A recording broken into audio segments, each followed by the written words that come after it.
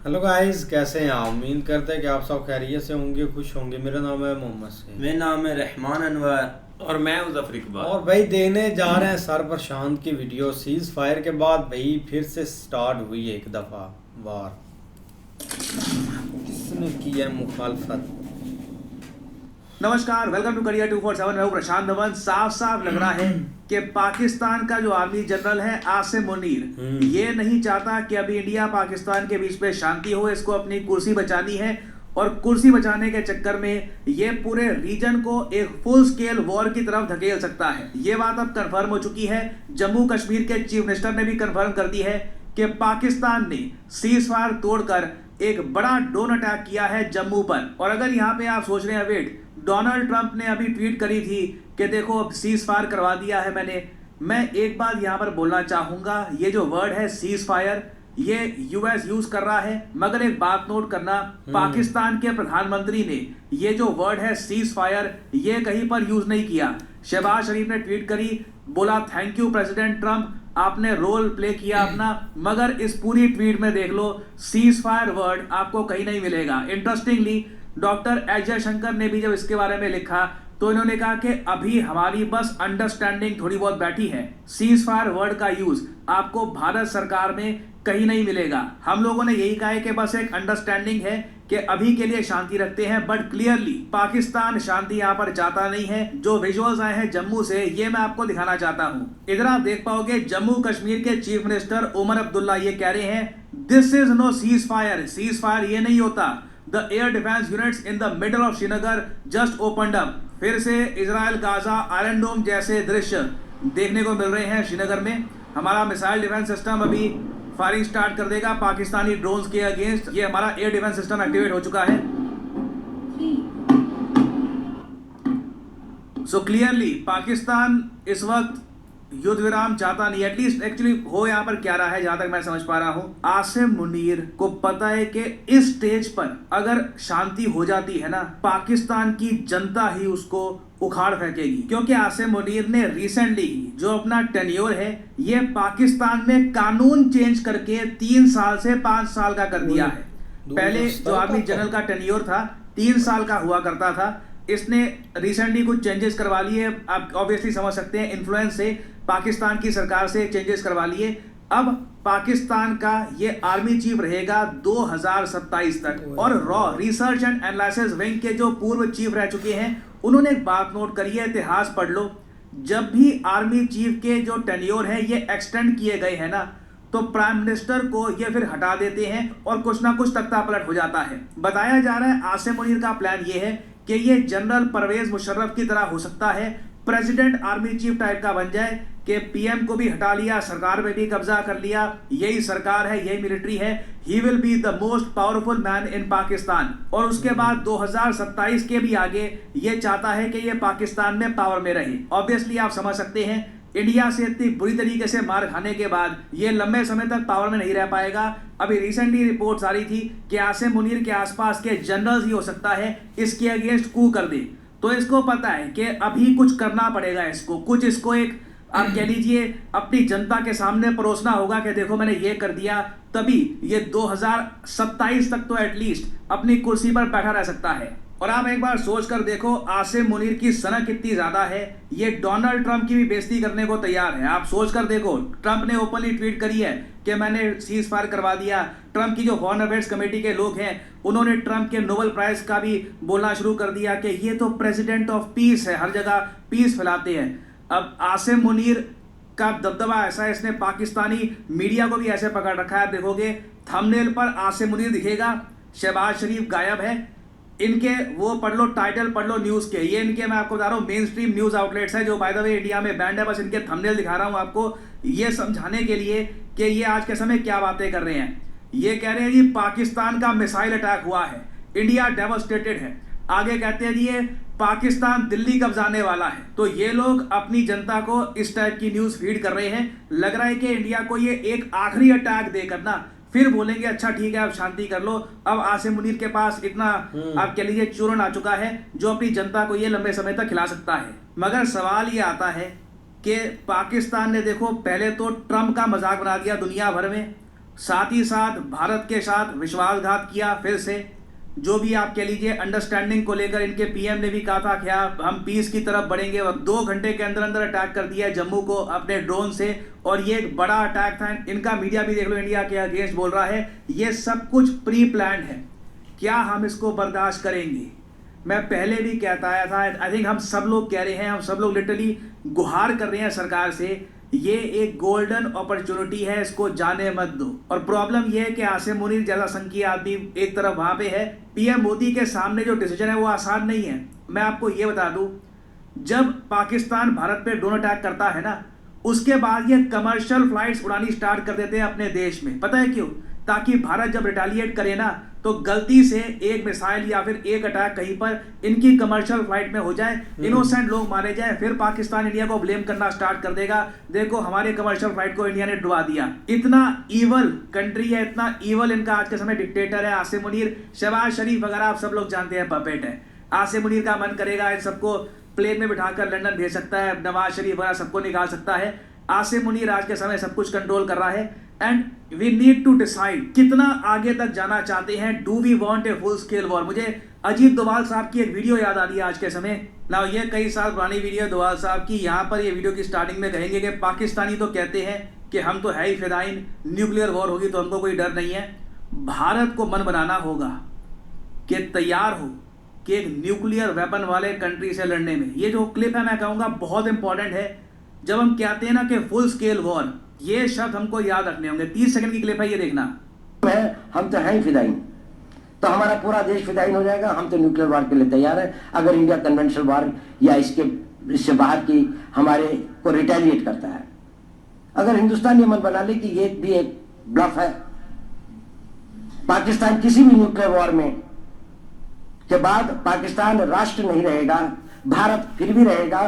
अगर कुछ नुकसान हुआ भी तो जितने बचेंगे वो फिर भी इतने काफी होंगे कि दुनिया के ऊपर में अपनी उसको ना। ये शब्द बहुत भारी है और जब हम सोचते हैं ना इसके बारे में, तब वजन महसूस होता है एक फुल स्केल वॉर का। कि अपने प्रधानमंत्री जी को हम जब बोलें कि फुल स्केल वॉर कर दो, जिसकी एक बहुत बड़ी पॉसिबिलिटी है कि फिर बात न्यूक्लियर की तरफ जाएगी, क्योंकि पाकिस्तान के पास इतनी कन्वेंशनल मिलिट्री में पावर बची नहीं है।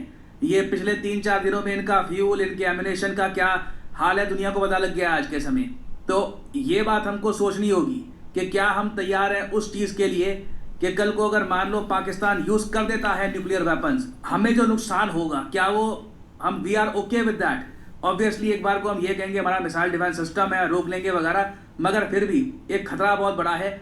भारत को भी एक बड़ी आबादी का लॉस यहाँ पे हो सकता है। So this is something we need to think about. हम लोग काफ़ी बार आज की सिचुएशन को कंपेयर करते हैं 1971 वॉर से। 1971 वॉर में इंदिरा गांधी जी ने कमाल का काम किया था, सैम मानेकशॉ साहब ने कमाल का काम किया था। बांग्लादेश एक जो कंट्री आज के समय बना हुआ है उसी वॉर का नतीजा है। बिल्कुल पाकिस्तान को हमने तोड़ के अलग कर दिया था, बट उस वक्त 2 चीज़ें अलग थी। पाकिस्तान के पास न्यूक्लियर वेपन नहीं थे, दूसरी बात इंडिया और पाकिस्तान की इकोनॉमीज में इतना फर्क नहीं था। आज के समय हम लोग एक बेहतर भविष्य की तरफ बढ़ रहे हैं, चाहे धीरे बढ़ रहे हो, ये प्रॉब्लम है, टैक्स ज़्यादा है, वो सब अपनी जगह है, बट हम एक बेहतर भविष्य की तरफ बढ़ रहे हैं। पाकिस्तान रिवर्स गियर में जा रहा है। तो ये सब सवाल देखो हमें सोचने होंगे। और आई थिंक पीएम मोदी भी आज के समय इन्हीं डिसीजंस के साथ एक सोल्यूशन निकालने की कोशिश कर रहे होंगे कि क्या करूं, क्या फुल स्केल वॉर कर दूं पाकिस्तान के साथ? जो होगा देखा जाएगा।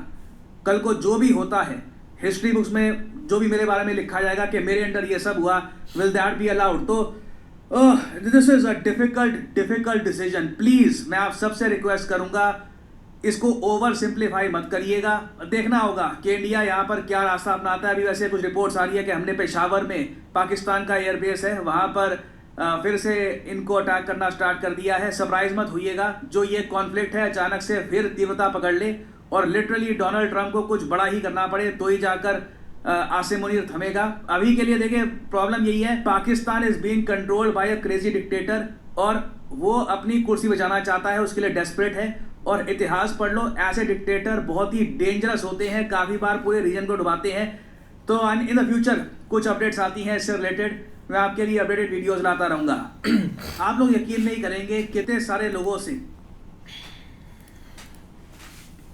बाकी यार एक ऐसा रात को देखा गया कि जब भाई एक आफ्टरनून को सीज़ फायर की बातें स्टार्ट हुई थी ना, और एक सीज़ फायर हो भी गया था डोनाल्ड ट्रंप की ट्वीट से, भाई सब एग्री भी हो गए थे चलो एक सीज़ फायर कर लेते हैं। लेकिन उसके बाद लग नहीं रहा था कि पाकिस्तान या इंडिया कुछ ऐसा बड़ा फिर से करने की कोशिश करेंगे या एक ट्राई करेंगे।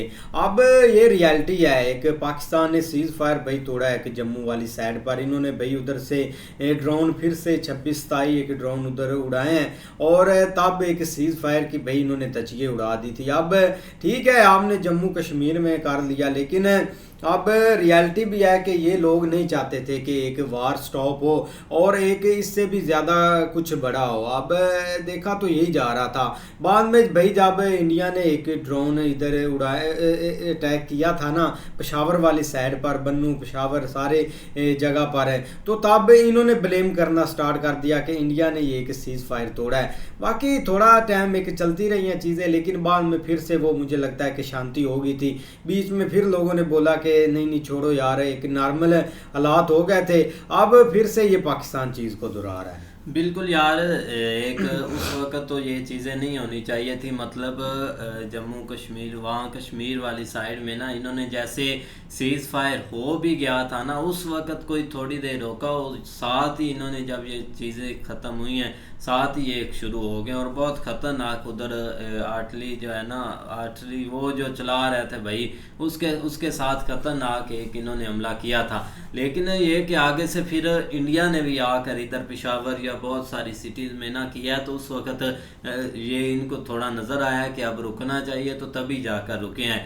लेकिन जो फुल स्केल वार होने का डर है ना, वो भाई अगर अभी टल गया है ना, तो आने वाले कुछ महीनों में या सालों में अगर ये फिर से ऐसा कुछ करते हैं तो अब इनको कोई पीछे इनसे हटने वाला नहीं भाई, आगे से एक भरपूर जवाब दिया जाएगा। और अगर इससे बढ़कर आगे भी बात जाती है ना, तो इस पर भी इंडिया एक स्टेप ले सकता है। क्योंकि एक कब तक एक जब अब लोगों को जाके फीलिंग्स देखें कि उन्होंने भाई पता नहीं क्या क्या उनके अंदर अभी गुस्सा आ रहा है अपनी गवर्नमेंट के ऊपर कि इन्होंने ये सीज़ फायर क्यों किया, ये इनके अंदर कैसे हिम्मत आ गई, ये इंडिया इन्होंने अमेरिका की कैसे मान ली। मतलब कुछ भी एक लोग अपने अंदर एक गुस्से से भाई बोले जा रहे हैं। बहुत सारे लोगों के भाई पॉइंट ऑफ व्यू देखे हैं, लेकिन ये जो इन्होंने सीज़ फायर अचानक से किया है ना पाकिस्तान के साथ, वो भी अमेरिका की बात मानकर, वो थोड़ा सा लोगों को अच्छा नहीं लगा कि लोगों के जज्बात के साथ इन्होंने ऐसे किया है। लेकिन ठीक है भाई, एक जो पाकिस्तान करता है ना या पाकिस्तान ने ऐसे किया, वो बहुत एक रॉन्ग है। नहीं शौर तो भाई हम भी थे कि पहले शौर हम नहीं हुए, क्योंकि अमेरिका एक फर्स्ट टाइम नहीं जिसके कहने पर हमने ये चीज़ की है। अगर अमेरिका कुछ इससे बड़ा भी बोलता तो वो भी भाई पाकिस्तान ने एक लेट कर देना था। लेकिन हैरत हुई है कि इंडिया इस चीज़ पर कैसे एक एग्री हो गया। अच्छी बात है, एक एग्री होना भी चाहिए, एक वार को ज़्यादा आगे नहीं बढ़ाना चाहिए। लेकिन लोग चाहते थे कि हम किसी के अंडर ये सीज़ फायर ना करें और किसी के दबाव में आकर ये चीज़ें ना स्टॉप कर दें। वही चीज़ हुई यार, अमेरिका एक थोड़ा सा उसने एक ट्वीट किया, पहले तो वो ऊपर ही रहा है कि भाई इनको लगे रहने दो, ये बस ऐसे फजूल ही है काम है। लेकिन जब उन्होंने देखा ना कि मामला एक ख़राब हो रहा है, तो बाद में भाई अमेरिका इधर कूदा है और एक ट्वीट यार, एक ट्वीट पर इन्होंने भाई ऐसे एक स्टॉप कर दिया जैसे ये दोनों कंट्री एक अमेरिका के पिट्ठू हैं, और अमेरिका की ये बात कभी एक इग्नोर नहीं कर सकते और की भी नहीं है, एक रियलिटी है। दोनों तरफ से ये लोग जो लोगों के अंदर सेंटिमेंट था ना, वो एक जागा है कि हमने क्यों ऐसा कर दिया। कोई गाली निकाल रहा था ट्रंप को, कोई कुछ कर रहा था, कोई कुछ कर रहा था। लेकिन ये एक अच्छा नहीं है। एक जब सीज़ फायर तोड़ा गया था भाई, ठीक है एक दफ़ा स्टॉप होगी तो आप थोड़ा सा एक पीछे हट जाएं। नहीं ऐसे ही है। लेकिन देखा जाए ना कि भाई एक किस्म का ठीक ही हुआ है, क्योंकि हमारा भाई खिता ये चीज़ बर्दाश्त नहीं कर सकता। ठीक है, जज्बात लोगों के बहुत एक एक्स्ट्रा चले गए थे और हर एक बंदा चाहता था कि मामला जो है ना वो थोड़ा आगे बढ़ते ही चला जाए। लेकिन ये कि वो इसका आगे भाई एक नुकसान ही था। बाकी अगर देखा जाए तो भाई इंडिया ने 2-3 अटैम्प्ट जो की है ना, वो भी एक कोई थोड़ी नहीं की। उसके बाद पाकिस्तान ने सिर्फ एक दफ़ा की और साथ ही ऊपर से जो है ना वो आर्डर। लेकिन अगर कोई ये समझता है ना कि एक ट्वीट सुबह से वो फ़ोन भी करना वो स्टार्ट हो गए थे। पहले उन्होंने इंडिया में कालें कि वो जो उनका है एक सेक्रेटरी, उसके बाद उन्होंने पाकिस्तान के अंदर की, तो तब जाके बातचीत स्टार्ट हुई। लेकिन एंड ऑफ जो है ना वो फिर ट्रम्प को ट्वीट करना पड़ी, जिसके बाद एक मामला जो है ना वो एक दफ़ा से रफा दफा हो गया। और देखो ना, एक सीज़ फायर आप कह लें या एक दफ़ा का जो एक स्टॉप हुआ है ना वो इसी तरह हुआ है कि उसका फ़ायदा अभी पाकिस्तान को नहीं हुआ, क्योंकि सबसे बड़ी जो चीज़ है ना वो ऐसे इंतास मुआहदा जो कि मतलब एक पानी इंडिया ने कहा है कि अब हम नहीं इधर पाकिस्तान को देंगे, वो हम स्टॉप रखेंगे। अगर वो कैरी होता है या मतलब उसी तरह इंडिया स्टॉप करके रखता है तो फिर हम समझ सकते हैं कि ठीक है, इंडिया ने एक अच्छा एक स्टेप लिया है एक अपने दम के ऊपर। अगर वो पानी वाला सीन जो है ना वो दोबारा स्टार्ट हो जाता है तो ना फिर कोई किसी किस्म का फ़ायदा नहीं हुआ ये सब कुछ करने का, क्योंकि जो चीज़ें एक हम समझ रहे थे ना वो वही हुई नहीं है। लेकिन अगर इससे आगे भाई देखें, यहाँ ये दोबारा जो एक स्टार्ट हुआ है ये बस एक थोड़ा बहुत उन्होंने जाते जाते चीज़ें कुछ की हैं। पाकिस्तान ने भी स्टार्ट की, ऊपर से इंडिया ने जब की हैं तो वो भाई कोई बंदा सोच भी नहीं सकता था कि इंडिया आगे पेशावर तक पहुँच जाएगा। और पेशावर तक भाई एक चीज़ें स्टार्ट हो चुकी थी, लेकिन उसके बाद फिर एक दफ़ा से स्टॉप हो गया। और उम्मीद है कि अब कोई इस तरह का सीन नहीं होगा। मुझे लगता है कि 12 तारीख तक ये है चीज़, कल तक। अब देखो आगे इसको कैसे देखते हैं लोग। बाकी आ रहे देखते हैं नेक्स्ट वीडियो में, तब तक के लिए गुड बाय, टेक केयर।